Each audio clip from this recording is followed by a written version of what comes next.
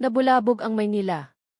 Sa likod ng mga masisikip na eskinita at simpleng bahay, sinalakay ng mga pulis ang isang pagawaan ng longganisa na matagal nang bumabaha sa mga palengke dahil sa murang presyo at kakaibang lasa.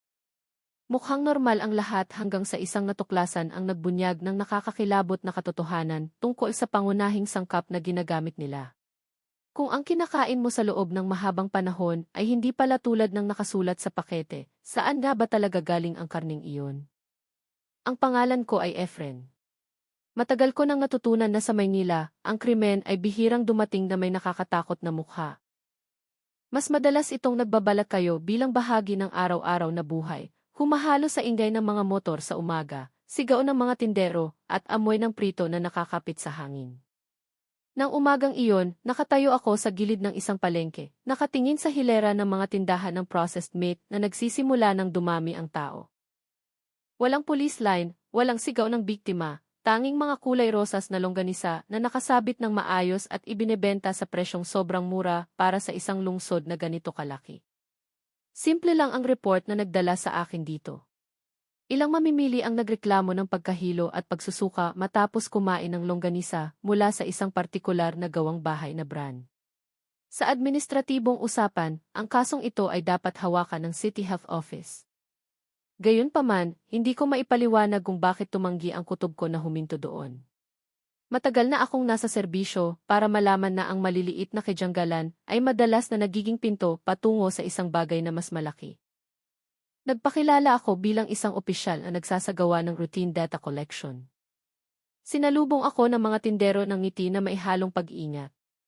Mula sa maikling pakikipag-usap, nalaman ko na isang pangalan ang paulit-ulit na tinutukoy bilang pangunahing supplier, isang key production house sa isang siksikang residential area. Nasa isang masikip na eskinita ito na kahit ang delivery van ay kailangang umatras ng ilang beses para lang makalabas. Pinuri nila ang kalidad nito, sinasabing malinamnam ang lasa at kakaiba, ngunit hindi nila maipaliwanag kung ano ang nagpapa-espesyal dito. Bumili ako ng ilang piraso ng longganisa at inilagay ito sa isang plastic evidence bag.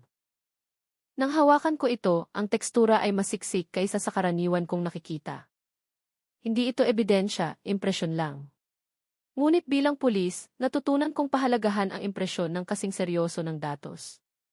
Sa gitna ng kwentuhan, bumulong ang isang tindero na ang delivery ay laging dumarating ng madaling araw, walang opisyal na label at walang malinaw na address ng gumawa. Sinabi niya ito sa tonong parang normal lang ang lahat. Nang tanghali, bumalik ako sa presinto na puno ng tanong ang isip. Binuksan ko ang mga report ng mga nawawalang tao na nakatambak sa mesa ng archives. Walang direktang koneksyon. Iba-iba ang mga pangalan, random ang mga background. Gayunpaman, karamihan sa kanila ay nagmula sa parehong lugar kung saan naroon ang ruta ng distribusyon ng murang longganisa. Minarkahan ko ang mapa gamit ang pentel pen, gumawa ng maliliit na bilog na dahan-dahang bumubuo ng pattern. Inakala ng mga kasamahan ko na masyado akong nag-o-overthink sa konklusyon. Tinawag nila akong sinabing dapat akong mag-focus sa mga kasong may malinaw na biktima. Hindi ako nakipagtalo, may basehan ang pagdududa nila. Pero may isang bagay na patuloy na bumabagabag sa akin, ang amoy. Nang maghapon, dumaan ako sa eskinita kung saan naroon ang pagawaan. Mula sa labas, mukha itong karaniwang bahay. Kusam na dingding, mababang bakal na bakod, at tunog ng electric fan mula sa loob. Pero nang tumayo ako doon ng medyo matagal, may malabong amoy bakal na humalo sa mga pampalasa. Hindi ito amoy ng nabubulok, kundi isang bagay na malamig at banyaga. Hindi ako pumasok. Hindi pa. Itinala ko lang ang address at oras ng aktibidad at piniling umatras bago magdulot ng hinala ang presensya ko. Nang gabi sa masikip kong staff house, sinubukan kong matulog. Pero ang imahe ng mga longganisang nakasabit ng maayos ay patuloy na lumalabas. Naalala ko ang mga mukha sa report ng mga nawawalang tao, ang iba ay wala pang ang litrato. Napagtanto ko ang isang bagay na nagpabigat sa dibdib ko. Kung tama ang kutob ko, ang kasong ito ay hindi tungkol sa pagkain. Ito ay tungkol sa mga taong dahan-dahang naglalaho ng walang ingay. Hindi ito nagtapos sa malaking diskobre o pag-aresto agad. Isa lang itong personal na desisyon. Nagpasya akong ituloy ang investigasyon. Kahit walang opisyal na utos, kahit delikado sa sarili kong karera. Sa Maynila, ang krimen ay madalas nagtatago sa likod ng mga pinakakaraniwang bagay. Ang trabaho ko ay siguraduhing hindi na ito mananatiling tago. Nang umagang iyon, parang mas masikip ang Maynila kaysa sa karaniwan. Ang desisyong ginawa ko kagabi ay nagpagao sa mga hakbang ko na mas maingat, pero mas matapang din. Hindi na lang ako basta nakakaamoy ng kakaiba, sinimulan ko na itong sundan. Walang official mission order, walang backup, bumalik ako sa lugar ng paggawaan na dati ko lang tinatanaw sa malayo. Agad na sumalubong ang matinding tensyon. Isang puting delivery van ang lumabas mula sa masikip na eskinita habang kulay abo pa ang langit. Natatakpan ng putik ang plaka at mahina ang ilaw sa likod. Sinundan ko ito mula sa ligtas na distansya, nakihalo sa daloy ng mga sasakyan sa umaga. Hindi ito pumunta sa malaking palengke tulad ng una kong hinala. Lumiko ito papunta sa isang lumang bodega na ang ilang gusali ay inabandona na. Pinarada ko ang sasakyan ko at naglakad na lang. Mula sa likod ng pader na may mga bitak, nakita ko ang mabilis at tahimik na pagbababa ng karga. Walang sinboard ng kumpanya, walang uniforme, tanging mga lalaking may pagod na mukha na nagtatrabaho ng walang imikan. Isa sa mga sako na ibinababa ay napunit sa ilalim. Mula doon, tumulo ang maitim na likido sa sementadong sahig. Ang amoy na lumabas ay hindi na lang basta amoy pampalasa. Kumuha ako ng litrato hanggat kaya ko. Masyadong malakas ang tibok ng puso ko para sa isang pulis na sanay na sa mga delikadong sitwasyon. Nang lumingon ang isa sa kanila sa direksyon ko, agad akong umatras. Sa unang pagkakataon mula nang magsimula ang kasong ito, naramdaman kong talagang binabantayan ako. Nang tanghali, kinausap ko ang staff na nagtatala ng mga namatay sa isang pampublikong ospital. Hindi ko binanggit ang longganisa, hindi ko rin binanggit ang paggawaan. Tinanong ko lang ang data ng mga bangkay na walang pagkakakilanlan na hindi kailanman kinuha ng pamilya. Nanlamig ang batok ko sa sagot na nakuha ko. Tumaas ang bilang nitong mga nakaraang panahon at karamihan ay nauwi sa cremation base sa desisyong administratibo. Sa puntong ito, umabot sa sukdulan ang tunggalian sa loob ko. Bilang pulis, nakatali ako sa procedure. Bilang tao, kaharap ko ang posibilidad ng isang krimen na kasalukuyang nangyayari. Kung maghihintay ako ng masyadong matagal, mas maraming buhay ang maaaring maglaho ng hindi natatala. Pero kung kikilos ako ng padalos-dalos, ang imbestigasyong ito ay pwedeng matigil bago pa man ito tunay na magsimula. Isang superior na hindi ko inaasahan ang nagpatawag sa akin at kinwestiyon ang mga aktibidad ko sa labas ng aking opisyal na report. Patag ang tono niya, pero ang mga mata niya ay nagpapahiwatig ng babala. Naintindihan ko ang ibig niyang sabihin. Tumigil ka, o kahit paano ay huwag kang umagaw ng atensyon. Tumango ako, nagkunwaring sumusunod habang itinatago ang kopya ng mga tala na naipon ko na. Nang gabing iyon, bumalik ako sa mesa ko ng mag-isa. Nakalatag ang mapa ng Maynila na puno ng mga marka at linya na ngayon ay magkakaugnay na. Hindi na ito serya ng mga nagkataon lang. Ito ay pattern at ang pattern ay laging nangangahulugan ng intensyon. Hindi nito ako binigyan ng tiyak na sagot, ngunit binigyan ako nito ng isang bagay na mas mapanganib, paniniwala. Alam kong nakalayo na ako ng hakbang para umatras pa. Ano man ang nakatago sa likod ng murang longganisa na iyon, bumaon na ang mga kuko nito. Ang tungkulin ko na lang ngayon ay isa, hawakan ang katotohanan bago ito muling maglaho. Mula nang lumipat ang imbestigasyon sa teritoryo ng mga nawawalang tao, ang pagtulog ay hindi na pangangailangan, kundi luho na lang. Ang kabanatang ito ay hindi nagsimula sa amoy o sa anino ng bodega, kundi sa tumpok ng mga lumang folder sa archives ng presinto. Doon ko natagpuan ang ibang mukha ng Maynila, hindi matataas na gusali o maingay na palengke, kundi mga pangalang tila hindi kailanman tunay na nabuhay sa mata ng sistema. Humingi ako ng access sa data ng mga report ng pagkawala na matagal nang itinuturing na low-priority cases. Mga matatanda na walang pamilya, mga dayo na walang permanenteng tirahan, mga manggagawang arawan na palipat-lipat. Hindi sila nagdulot ng atensyon sa publiko, walang missing posters, walang balita. Ngunit nang ayusin ko sila base sa huling lokasyon kung saan sila nakita, ang mga pulang linya sa mapa ko ay lalong dumami sa paligid ng ruta ng distribusyon na minarkahan ko noon. Ang rurok ng emosyonal na pressure ay narito, hindi sa anyo ng pisikal na banta, kundi sa realisasyon. Napagtanto ko na sa buong panahong ito, naglalakad ako kasabay ng isang malaking butas sa sistema. Ang mga nawawala ay hindi dinukot ng marahas sa kalsada, kundi dahan-dahang hinigop ng kawalan ng pakialam. At anumang krimen na nagsasamantala sa butas na iyon ay ang krimen na pinakamahirap sugpuin. Sinimulan kong bisitahin ang mga lugar kung saan huling nakita ang mga biktima. Ilalim ng tulay, masisikip na paupahan, murang transient house na binabayaran araw-araw. Mula sa isang lokasyon patungo sa iba, nakarinig ako ng pare-parehong kwento. May inalok ng pansamantalang trabaho, binayaran ng cash nang hindi kailangan ng gi. Walang pilitan, walang karahasan sa simula, tanging pangako ng pagkain at sweldo. Sa isang halfway house, isang volunteer ang nakakilala sa isa sa mga pangalan sa listahan ko. Natatandaan niya ito ng malinaw o hindi dahil espesyal ang mukha nito, kundi dahil madalang itong magsalita at laging tumatangging magpalitrato. Ang huling sinabi nito bago umalis para magtrabaho ay umaalinggaw pa rin sa isip ko.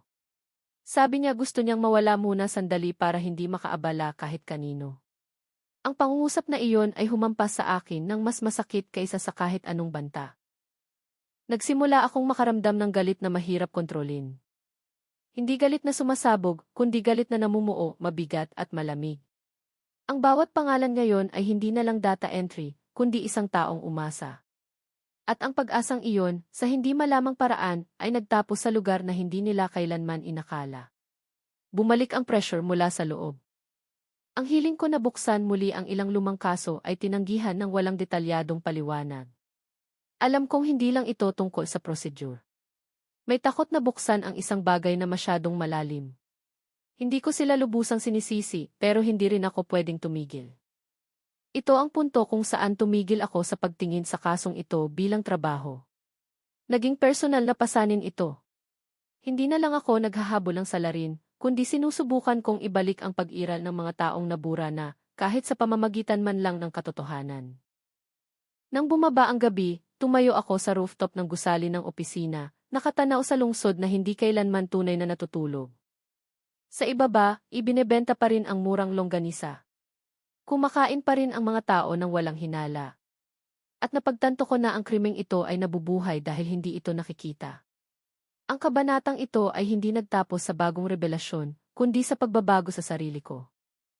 Hindi na ako nagdududa kung karapat-dapat bang ituloy ang investigasyon. Alam ko ang isang bagay ng may katiyakan. Sino man ang nasa likod ng lahat ng ito ay pumili ng maling biktima. At hindi ako titigil hanggat hindi nakakakuha ng nararapat na katapusan ang mga pangalang walang mukha. Sa yugtong ito, nagbago na ang anyo ng investigasyon. Hindi na ako naglalakad mag-isa na sumusunod sa malabong bakas. Ngayon, may isang tao mula sa loob ang nagsimulang kumilos papunta sa akin. Ang kabanatang ito ay hindi nagbukas sa pamamagitan ng aksyon ko, kundi sa isang anonymous text message na pumasok sa personal kong cellphone bago magmadaling araw. Maikli ang laman, walang bati, walang banta. Isang pangungusap lang na nagpatigil ng hininga ko. Tumigil ka sa pagtingin mula sa labas kung gusto mong malaman ang lahat. Alam kong pwedeng patibong ito. Pero tinuruan ako ng karanasan na ang sindikatong kriminal na ganito kalaki ay bihirang magkalamat dahil sa pressure sa labas. Bumibigay ito dahil sa maliliit na boses sa loob nito. Itinago ko ang cellphone, nagkunwaring normal ang araw ko, at kumilos ayon sa instruksyon na ipinadala ilang oras ang lumipas. Ang tagpuan ay hindi bodega, hindi pagawaan, kundi isang maliit na kapihan sa gilid ng riles ng tren. Maingay ang paligid, puno ng sapaw-sapaw na usapan. Tamang lugar para magtago ng sikreto. Doon ko nakilala ang isang lalaki na ang pangalan ay nakikita ko lang sa mga dokumento ng distribusyon. Karaniwan ang mukha, luma ang damit, at nanginginig ang kamay ng hawakan ang tasa. Hindi niya tinawag ang sarili bilang saksi, tinawag niya ang sarili bilang survivor. Mula sa pananaw ko, mas mabigat ang salitang iyon. Nagkwento siya sa patag na tono tungkol sa papel niya bilang kontak sa distribusyon, tungkol sa kung paanong noong una ay akala niya nagtatrabaho lang siya para sa isang illegal meat producer. Dahan-dahan, ang mga detalyeng ibinunyag niya ay bumuo ng larawan ng sindikato na mas malupit at organisado kaysa sa hinala ko. Dito nangyari ang rurok ng intelekwal na tunggalian. Hinarap ko ang impormasyon na kapag may isang nabokah lang, pwedeng maging kapalit ang buhay ng taong kaharap ko. Ibinigay niya ang kopya ng mga transaction records, alternatibong ruta ng delivery, at listahan ng mga pangalan na hindi kailanman lumabas sa opisyal na dokumento. Inamin din niya ang isang bagay na nagpatahimik sa akin ng matagal. Tumutulong siya sa distribusyon habang lihim na nangongolekta ng ebidensya, umaasang balang araw ay may otoridad na handang makinig. Hindi ako naniwala agad. Hindi pwede. Pero bawat detalyeng binanggit niya ay tugma sa mga natuklasan ko noon. Ang mga piraso ng puzzle na magkakahiwalay noon ay nagtutugma na ngayon. Ang galit ko ay naging matalas na focus. Hindi na ito tungkol sa paghihinala, kundi pagpapatunay.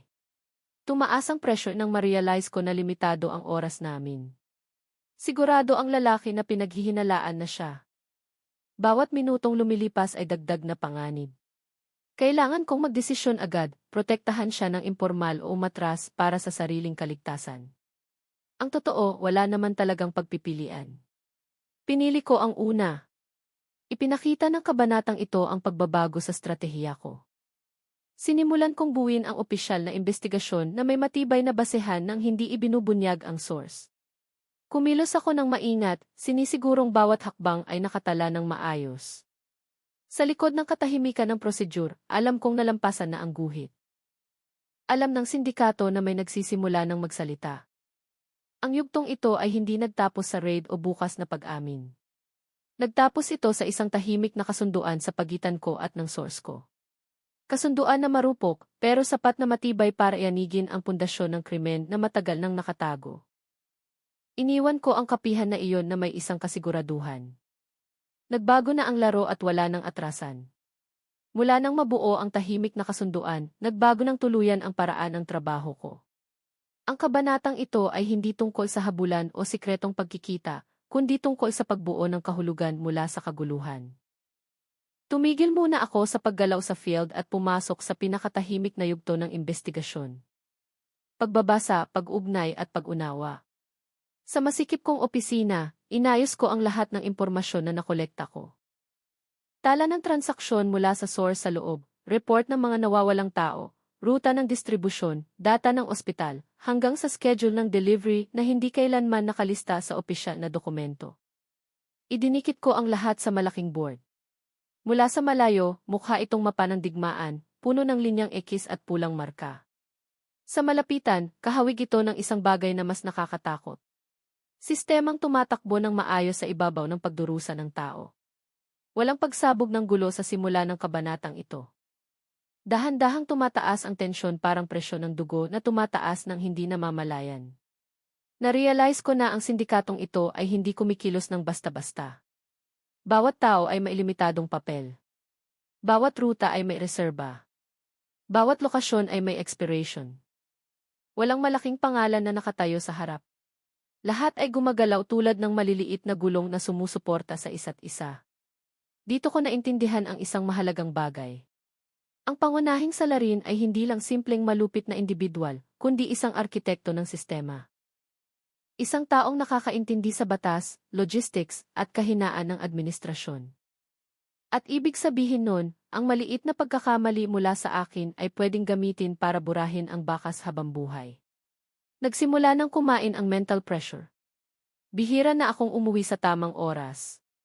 Tuloy ang takbo ng isip ko kahit patay na ang ilaw sa kwarto. Sinimulan kong itala ang maliliit na detalye na dati ay binaliwala ko.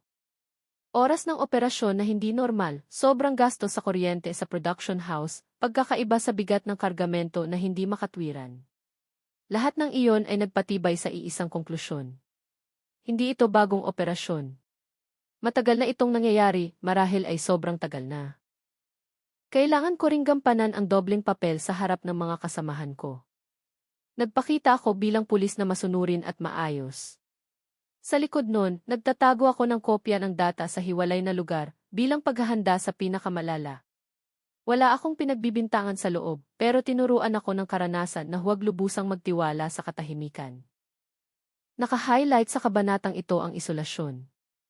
Walang mahabang dialogo, walang madramang pagkikita. Ako lang at ang mga datos. Pero doon mismo lumabas ang pinakamabigat na pasanin.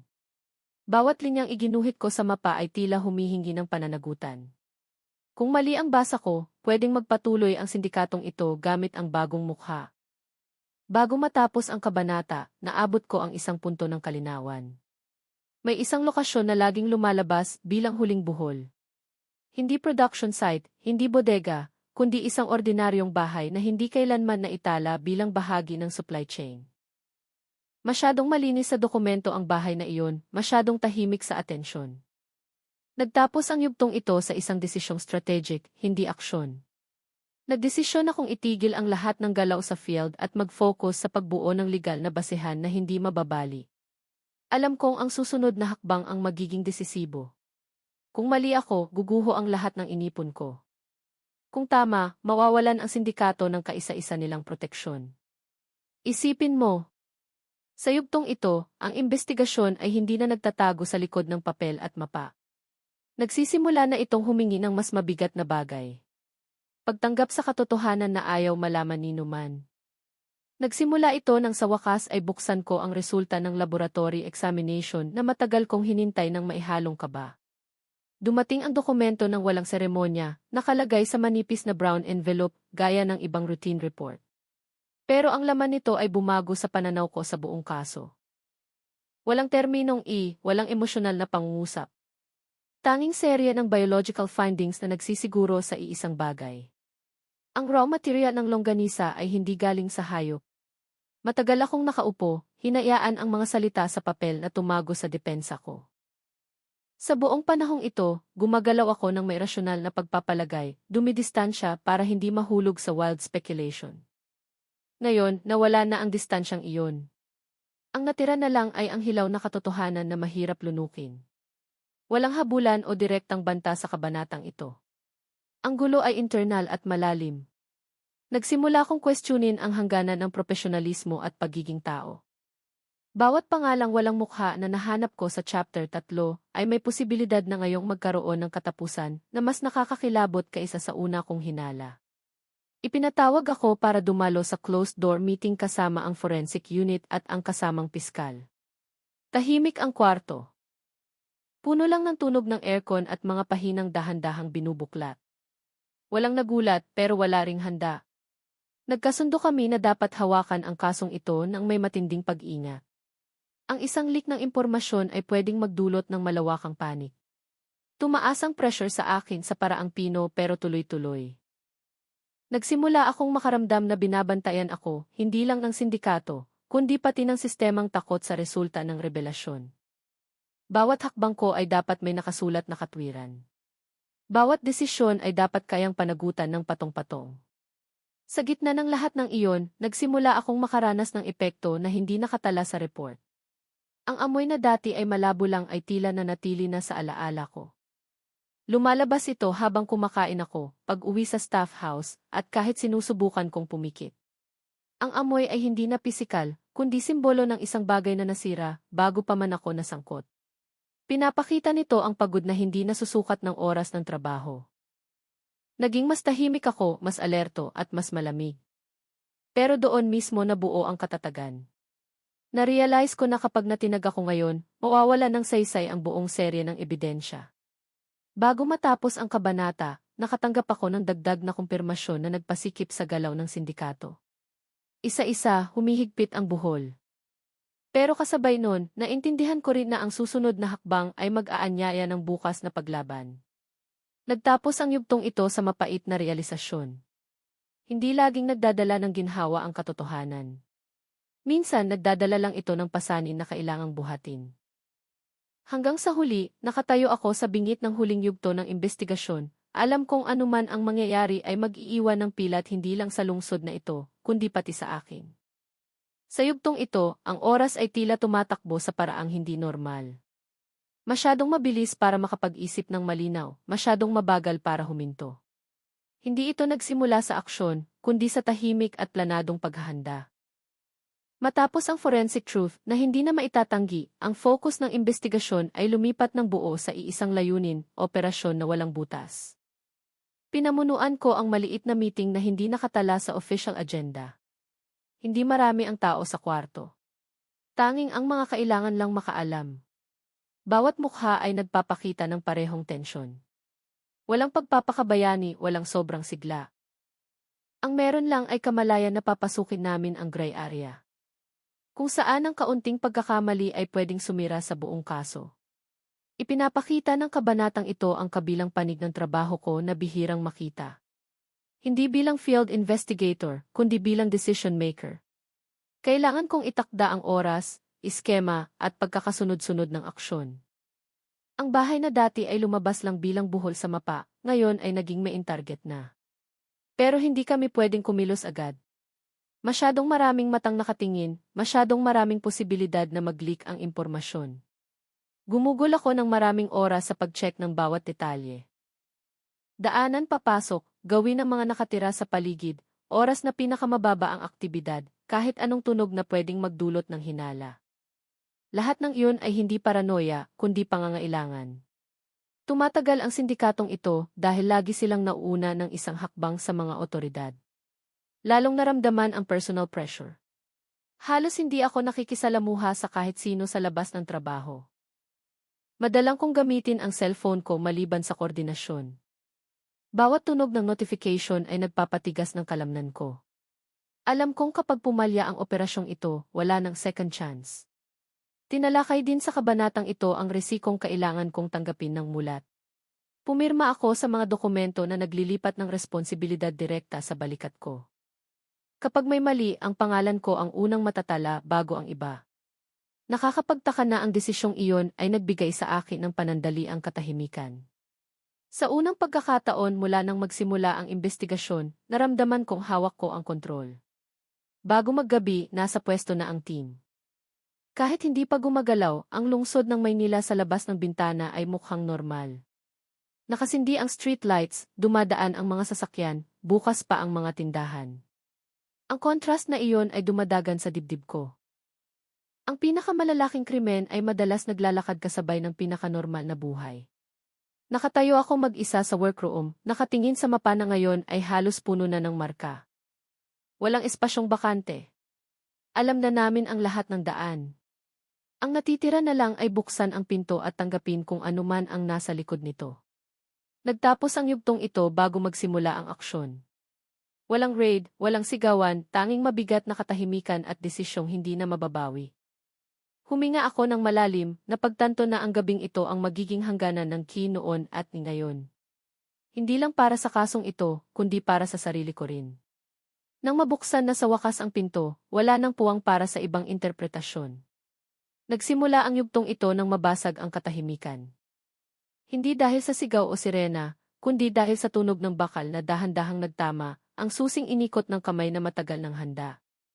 Pumasok kami nang hindi nagmamadali. Bawat hakbang ay inayos para hindi bigyan ng oras ang sinuman na mag-react. Mukhang karaniwan ang bahay sa labas, pero tinatanggihan ng loob ang impresyong iyon. Mas makapal ang dingding kaysa sa mga bahay sa paligid. Madaling linisin ang sahig at ang bentilasyon ay dinisenyo para ilabas ang hangin nang hindi nag-iiwan ng bakas ng amoy na tumatagal. Walang panik, walang matinding perwisyo. Ang katahimikang iyon mismo ang pinakanakakagulo. Nasa pinakahuli ako, sinisigurong bawat kwarto ay nakatala at bawat natagpuan ay dokumentado. Sa unang kwarto, nakita namin ang processing equipment na nagbabalat kayo bilang gamit sa kusina ng bahay. Sa sumunod na kwarto, maayos na nakahanay ang mga freezer. Bawat isa ay may code na hindi tumutukoy sa kahit anong food standard. Walang label ng pangalan, numero at letra lang na malamig tingnan. Ang kabanatang ito ay hindi tungkol sa habulan. Ang gulo ay nasa kung ano ang dapat kong makita at tanggapin. Bawat natagpuan ay naglilinaw na ang sindikatong ito ay tumatakbo ng may disiplinang halos klinikal. Hindi sila umaasa sa hayagang karahasan, kundi sa mapanlinlang na kaayusan. Sa isang saradong kwarto, nahanap namin ang pisikal na archives na dati ay hinuhulaan ko lang. Notebook na may maayos na sulat kamay na nagtatala ng pasok at labas ng raw materials, production schedule, at distribution. Lahat ay nakatala ng may katumpakan na nagpasikip sa dibdib ko. Hindi ito trabaho ng taong desperado. Gawa ito ng taong sigurado na hindi siya magagalaw. Natagpuan ang pangunahing suspect sa pinakadulong kwarto, nakaupo sa plastik na upuan na parang naghihintay. Walang gulat sa mukha, walang paglaban. Tinitigan niya ako ng may blankong tingin na mahirap ipaliwanag. Walang pagsisisi sa tingin na iyon. Tanging kalkulasyon na huminto sa wakas. Binasa ko ang mga karapatan niya sa boses na pinilit kong maging matatag. Bawat salita ay tunog banyaga sa sarili kong tainga. Sa sandaling iyon ko na-realize na ang tunay na climax ay wala sa pag-aresto, kundi sa tahimik na pag-amin na nangyari talaga ang lahat ng ito. Ipinapakita rin ng kabanatang ito ang direktang epekto ng pagkabunyag. Nagsimulang magtrabaho ang forensics team, tinawagan ang piskal, at selyado na ang area. Walang sigaw ng tagumpay. Ang mayroon lang ay tahimik na kaabalahan at mga mukhang tensyonado. Alam naming lahat na ang natuklasan ngayong gabi ay yayanig sa maraming panig. Paglabas ko ng bahay na iyon, iba ang pakiramdam ng hangin sa gabi sa Maynila. Mas malamig, mas mabigat. Nakabukas pa rin ang mga ilaw sa kalsada gaya ng dati. Dumadaan pa rin ang mga sasakyan. Hindi huminto ang mundo kahit kabubukas lang ng katotohanan. Nagtapos ang yugtong ito ng walang emosyonal na panapos. Nakatayo lang ako sandali, nakatingin sa pinto na ngayon ay may police line na. Sa likod nito, ang krimen na matagal na nagtago ay nawalan na ng lugar sa wakas. Pero alam kong hindi pa tapos ang trabaho. Ang pag-aresto ay isang yugto lang. Ang natitira ay ang siguraduhin na lahat ng sangkot ay hindi na muling maglalaho sa dilim. Pagkabukas ng lahat ng pinto, pumasok ang trabaho sa pinakatahimik na yugto. Hindi na nagsasalita ang yugtong ito tungkol sa pagbubunyag, kundi tungkol sa mga naiwan matapos na hindi na maitago ang katotohanan. Walang tensyon sa field, walang secret strategy. Ang meron lang ay konsekwensya. Ang mga sumunod na araw ay puno ng patong-patong na investigasyon. Nakulong na ang pangunahing suspect. Na-freeze ang distribution network at sunod-sunod na pumasok sa listahan ng investigasyon ang iba pang pangalan. Ginugol ko ang malaking bahagi ng oras ko sa paggawa ng sinumpaang salaysay, sinasagot ang parehong tanong sa ibang paraan. Dapat consistent ang bawat detalye. Dapat diretso ang bawat chronology. Ang maliit na pagkakamali ay pwedeng gamitin ngayon para gibain ang buong kaso. Ipinapakita ng kabanatang ito ang kabilang panig ng pagpapatupad ng batas na bihirang ituring na madrama. Walang kamera, walang hiyawan, tanging mesa, upuan, at tunog ng ballpen na patuloy na gumagalaw. Narealize ko na ang panalo sa ganitong kaso ay hindi kailanman pakiramdam panalo. Mas mukha itong pasanin na inilipat mula sa isang balikat papunta sa kabila. Nagsimulang maramdaman ang public pressure nang kumalat ang balita ng pagkabunyag. Nabulabog ang Maynila. Pero ang pagkabulabog na iyon ay hindi kailanman ganap na umabot sa ubod ng problema. Marami ang nag-focus sa sensasyon, kakaunti ang gustong tumingin kung paano lumago ang krimeng ito sa gitna ng pangkalahatang kawalan ng pakialam. Nagbasa ako ng comments, headlines, balita, at opinyon tapos tumigil. May agwat na hindi matatawid sa pagitan ng mga nakatingin mula sa labas at kaming nasa loob. Binuksan ko ulit ang listahan ng mga nawawalang tao na nag-umpisa ng lahat noon. Ngayon, may sagot na ang ilan sa kanila. Kahit hindi ito ang sagot na inaasahan ng kahit sino. Mabagal at maingat ang proseso ng identification. Hindi lahat ng katotohanan ay pwedeng anunsyo ng sabay-sabay. May pamilyang kailangang protektahan. May sugat na hindi pwedeng buksan ng marahas. Naging espasyo rin para sa personal na refleksyon ang kabanatang ito. Narealize ko na hindi ako lumabas sa kasong ito bilang parehong tao. May bahagi sa akin na tumigas, meron ding mas naging marupok. Ang amoy na dati ay nagmumulto sa akin ay kumukupas na ngayon, napalitan ng pagod na malalim pero tapat. Hindi ko pinagsisisihan ang pinili ko, pero hindi ko rin ito dinadakila. Isang hapon, tumayo ako sa labas ng detention center, pinagmamasdan ang makulimlim na langit ng Maynila. Opisyal nang naproseso ang pangunahing suspect. Kumpleto na ang case file at naghihintay na ang paglilitis. Sa batas, halos tapos na ang trabaho ko. Pero bilang tao, alam kong hindi pa talaga tapos ang kwentong ito. Isinasara ng yugtong ito ang kwento gamit ang simple pero mabigat na kamalayan. Ang krimen na ganito kalaki ay hindi lumilitaw mula sa kawalan. Lumalago ito mula sa maliliit na butas na hinayaang nakabukas ng masyadong matagal. Trabaho ko bilang pulis na isara ang butas na iyon hanggat kaya ko. Kahit alam kong hindi lahat ay maisasara ng mahigpit. Bumalik ako sa routine, sa mga bagong report, sa mga kasong naghihintay ng atensyon. Patuloy na gumagalaw ang lungsod na ito na parang walang nangyari. Pero sa loob ko, may isang kabanata na mananatili magpakailanman. Hindi bilang karangalan, kundi bilang paalala na sa likod ng mga karaniwang bagay, laging may posibilidad ng krimen na naghihintay na mabunyag. At hanggat suot ko ang unipormeng ito, ang pangalan ko ay Efren. Hindi pa talaga tapos ang trabaho ko. Dumating ang yugtong ito hindi bilang karugtong ng pangyayari, kundi bilang alingawngaw. Pagkatapos ng lahat sa legal na paraan, umusad ang oras sa sarili nitong paraan. Walang matigas na linya ng pagtatapos, walang kampana na naghudyat ng pagtatapos ng kaso. Ipinagpatuloy lang ng lungsod ang buhay nito. Samantala ang ilan sa amin ay dala ang mga labi na hindi kailanman tunay na napag-usapan. Bumalik ako sa tungkulin gaya ng dati. Puno na naman ang mesa ko ng bagong file, bagong report at bagong problema. Wala nang mapa na may mga pulang linya. Wala nang closed-door meetings na nagpapabigat ng hininga. Pero ang katahimikang iyon ay hindi ganap na walang laman. Puno ito ng alaala na paminsan-minsan ay sumusulpot ng hindi inaimbita. Ang kabanatang ito ay hindi nag-aalok ng malaking tunggalian. Sa halip, nagsasalita ito tungkol sa kawalan ng tunggalian, tungkol sa espasyong naiwan pagkatapos ng bagyo. Nagsimula akong ma-realize na pagkatapos mabunyag ang malaking kaso, ang pinakamahirap ay hindi ang paglutas sa krimen, kundi ang mabuhay ng may kaalaman na may ganong krimen at posibleng lumitaw ulit sa ibang anyo. Isang umaga, dumaan ulit ako sa palengke. Nakatayo pa rin ang mga pwesto. Sumisigaw pa rin ang mga tindero para mag-alok ng paninda. May tinda pa ring longganisa. Sa pagkakataong ito, may malinaw na label at medyo mas mahal ang presyo. Bumibili ang mga tao nang hindi iniisip ang nakaraan. Hindi ko sila sinisisi. Hindi lahat ng tao ay kailangang pasanin ang parehong alaala. Huminto ako sandali sa gilid ng kalsada, pinagmasdan ang mga mukha ng nagdaraan. Sa gitna nila, baka may nakasalamuha na ang sindikatong iyon nang hindi nila alam. Baka may nawalan ng mahal sa buhay at hindi nakakuha ng sagot. Napakaraming kwento ang tinatago ng lungsod na ito para masolusyonan isa-isa. Ang kabanatang ito ay naging espasyo rin para sa mga tanong na walang tiyak na sagot. Talaga bang natigil ng kasong iyon ang parehong gawain o pinilit lang silang magtago ng mas malalim? Sapat na ba ang lakas ng sistema para isara ang butas? O tinapalan lang ito pansamantala? Bilang pulis, ang trabaho ko ay hindi sagutin ang lahat ng iyon, kundi ang maging laging handa.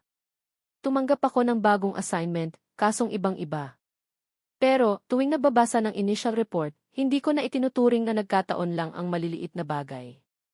Binago ng karanasan ang pananaw ko. Naging mas mabagal ako sa paghusga, pero mas matalas sa paghihinala. Ang kabanatang ito ay hindi nagtatapos sa malaking konklusyon. Nagtatapos ito sa simpleng kamalayan na ang hustisya ay hindi tuwid na linya mula mali papuntang tama. Ito ay mahabang proseso na binabantayan ng mga karaniwang tao na may limitadong kakayahan at totoong pagod.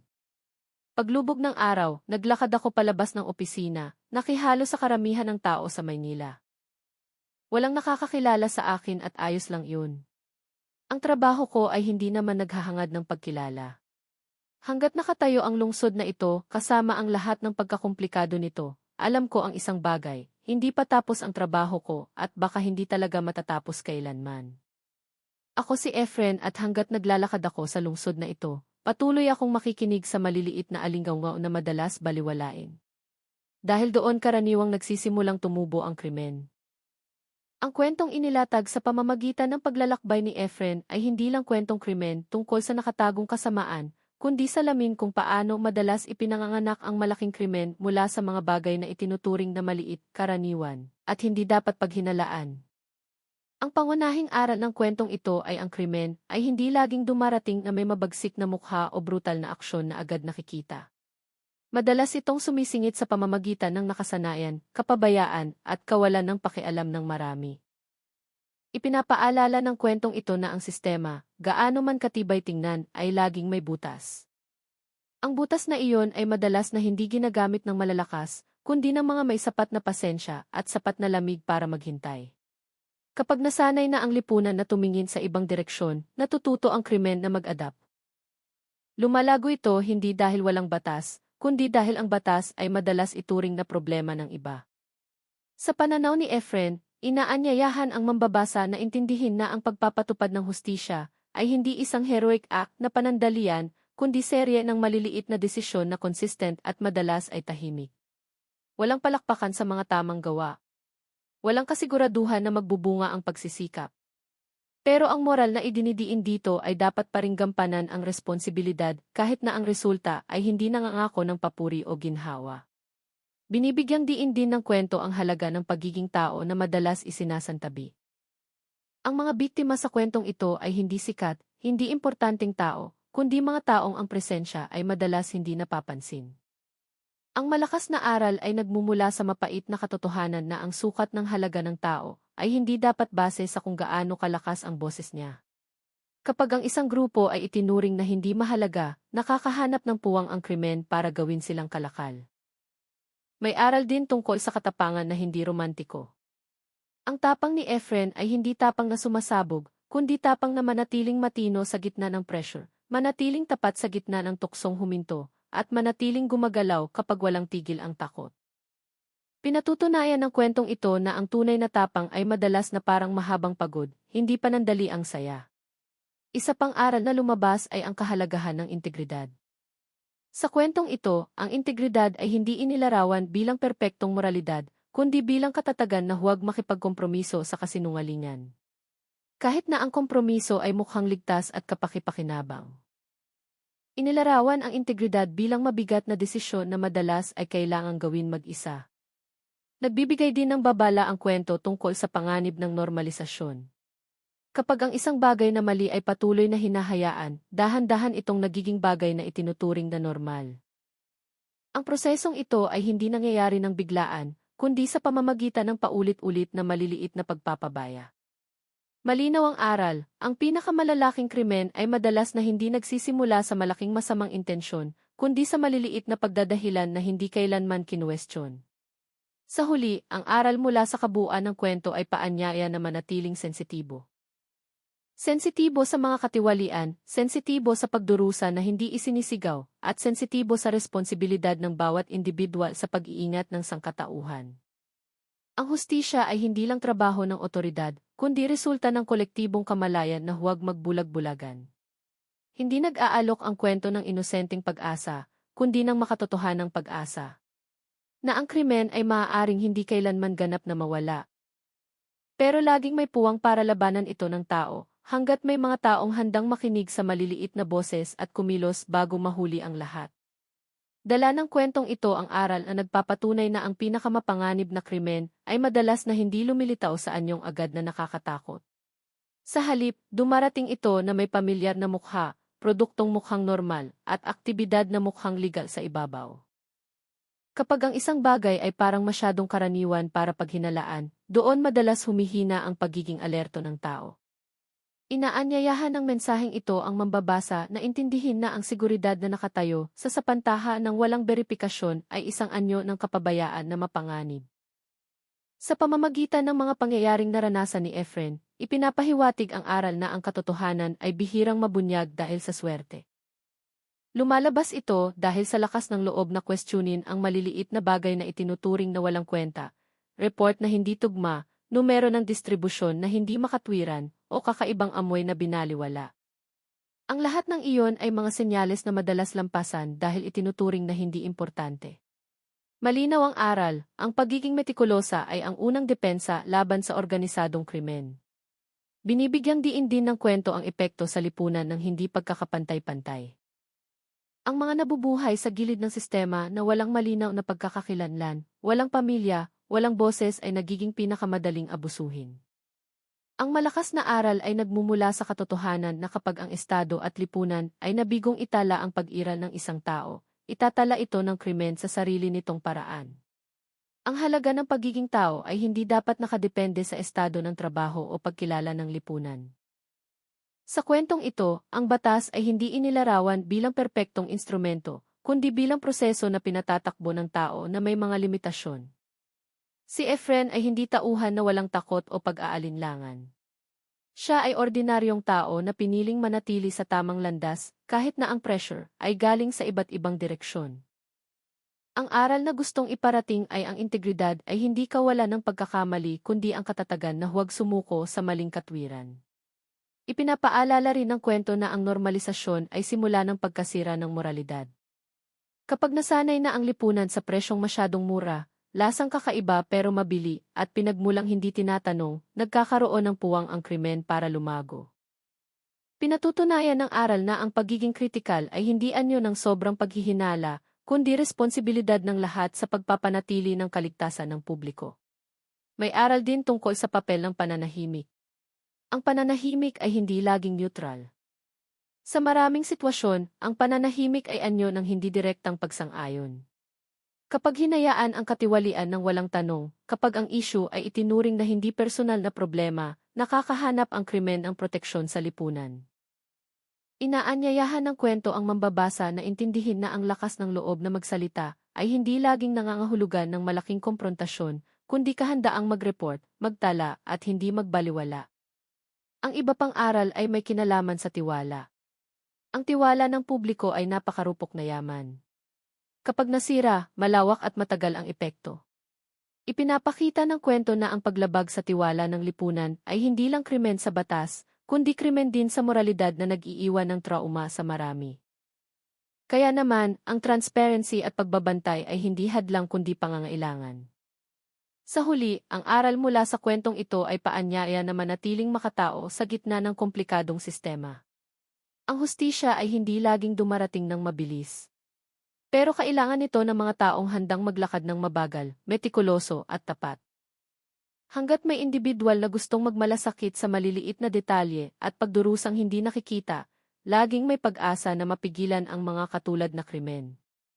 Hindi nagtatapos ang kwento sa paniniwalang magiging ganap na ligtas ang mundo, kundi sa paniniwala na ang pagiging alerto, empatya, at kolektibong responsibilidad ay ang pinakamakatotohanang pundasyon para mapanatili ang sangkatauhan para hindi ito gumuho ng tahimik. Pinatutunayan ng aral mula sa kwentong ito na ang krimen ay hindi laging tumutubo mula sa malaking masamang intensyon, kundi sa maliliit na kapabayaan na hinayaang maulit. Kapag nasanay ang lipunan na tumanggap ng bagay ng walang tanong, natututo ang krimen na magbalat kayo. Nakikiayon ito sa nakasanayan, sinasamantala ang pangangailangan, at nagtatago sa likod ng araw-araw na routine. Ipinapaalala ng kwento na ang pagiging alerto ay hindi sobrang paghihinala, kundi anyo ng pagmamalasakit sa kaligtasan ng lahat. Sa pananaw ni Efren, naiparating ang aral na ang moral na responsibilidad ay madalas na nauna bago ang legal na responsibilidad. Hindi lahat ng mali ay direktang lumalabag sa batas. Pero, bawat pagpapabaya sa katiwalian ay maliit na hakbang patungo sa mas malaking pinsala. Ang aral ay may mahalagang papel ang konsensya sa pagpapanatili ng hangganan ng tama at mali.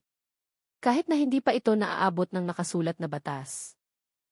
Tinuturo din ng kwento na ang halaga ng tao ay hindi dapat itakda ng kanyang katayuan sa sistema. Ang mga hindi nakatala, hindi kilala, at hindi ipinaglalaban ay tao pa rin ng buo. Kapag ang isang grupo ay itinuring na hindi nakikita, nakakahanap ng butas ang krimen para burahin sila ng walang bakas. Ang aral na ito ay nagiging babala na ang sangkatauhan ay gumuguho hindi dahil sa kalupitan lang, kundi dahil sa pagpapabaya na tumatagal ng mahaba. Sa paglalakbay ni Efren, na ilalarawan na ang hustisya ay hindi konsepto na malinis at simple. Puno ito ng pressure, dilema, at personal na risiko.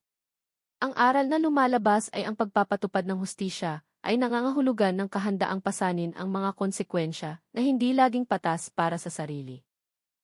Pero doon mismo naroon ang kahulugan ng serbisyo, sa kahandaang manatiling nakatayo sa tamang landas kahit walang kasiguraduhan ng perpektong resulta.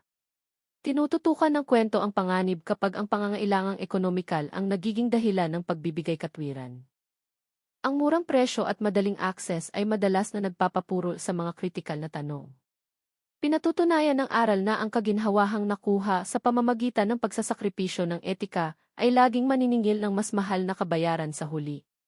Ang tinipid ngayon ay pwedeng maging moral na sakuna bukas. Mayroon ding aral tungkol sa marupok na tiwala ng publiko. Kapag naramdaman ng lipunan na tinraidor sila, hindi madaling gumaling ang sugat. Sinasabi ng kwento na ang tiwala ay hindi lang resulta ng pangako, kundi bunga ng transparency, pagbabantay at tapang na aminin ang pagkakamali. Kung wala iyon, ang relasyon ng lipunan at sistema ay patuloy na kakulayan ng paghihinala. Isa pang malakas na aral ay tungkol sa tahimik na katapangan. Hindi inilarawan si Efren bilang malaking bayani, kundi individual na piniling huwag magbulag-bulagan. Ang tapang sa kwentong ito ay hindi laging mukhang heroiko, kundi consistent. Naroon ito sa maliliit na desisyon na mag-imbestiga pa, magtala ng mas maingat, at huwag sumuko kapag parang wala ng daan. Inaanyayahan din ng kwento ang mambabasa na pagnilayan ang papel ng bawat individual sa kadena ng responsibilidad sa lipunan. Bihirang tumayo mag-isa ang malaking krimen. Sinusuportahan ito ng pagpapabaya, sinadyang kawalan ng alam at kawalan ng pakialam. Malinaw ang aral. Bawat tao ay may papel kahit gaano kaliit sa pagpigil o pagpapahintulot na lumago ang krimen. Sa huli, ang aral mula sa kwentong ito ay paalala na ang sangkatauhan ay dapat ingatan ng aktibo. Hindi ito nananatili dahil lang sa mabuting intensyon, kundi dahil sa totoong gawa, pagiging alerto at empatya. Hanggat may taong handang magtanong, magmalasakit, at kumilos bago mahuli ang lahat, hindi kailanman ganap na mananalo ang krimen. Ang kwentong ito ay hindi lang kwento ng krimen tungkol sa isang raid, kundi babala kung paano madalas tumubo ang pinakanakakakilabot na krimen sa lugar na pinakahindi paghihinalaan. Hindi ito laging dumarating na may karahasang nakikita, kundi nagtatago sa likod ng routine, pang-araw-araw na pangangailangan, at ugali ng lipunan na bihirang questionin. Kapag ang isang bagay ay parang masyadong karaniwan, masyadong mura, o masyadong madaling tanggapin, doon dahan-dahang humihina ang pagiging alerto. Pinatutunayan ng kwento na ang malaking krimen ay halos hindi tumatayo ng mag-isa. Lumalago ito dahil sa maliliit na pagpapabaya na nangyayari ng paulit-ulit. Dahil sa tanong na hindi kailanman itinanong, dahil sa katiwali ang itinuring na hindi personal na problema. Kapag tumigil magtanong ang lipunan, natututo ang krimen na mag-adapt at magbalat kayo. Naghihintay hanggang ang kapabayaan ay maging ligtas na lugar para sa kanya. Sa pamamagitan ng paglalakbay ni Efren, ipinapaalala sa atin na ang moral na responsibilidad ay madalas na nauna bago kumilos ang batas.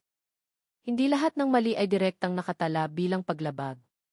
Pero bawat kawalan ng pakialam ay maliit na hakbang patungo sa mas malaking pinsala.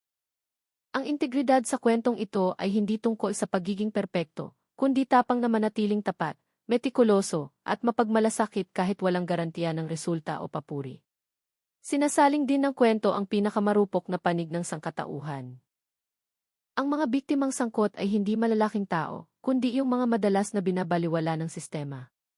Ang malakas na aral ay nagmumula sa katotohanan na kapag ang tao ay itinuring na hindi nakikita, nakakahanap ng butas ang krimen para burahin sila ng walang bakas. Ang halaga ng tao ay hindi kailanman dapat itakda ng estado, datos, o kung gaano kalakas naririnig ang boses niya. Ipinapaalala ng kwento ang panganib ng normalisasyon. Ang murang presyo, madaling access, at kawalan ng pakialam ay pwedeng maging pinto ng krimen na mas malalim pa. Ang kaginhawahang nakuha ng walang tanong na etikal ay maniningil ng mas mahal na presyo sa huli. Ang binaliwala ngayon ay pwedeng maging sugat ng lipunan sa hinaharap. May aral din tungkol sa pananahimik. Ang pananahimik ay hindi laging neutral. Sa maraming kaso, ang pananahimik ay anyo ng pagsang-ayon na hindi namamalayan.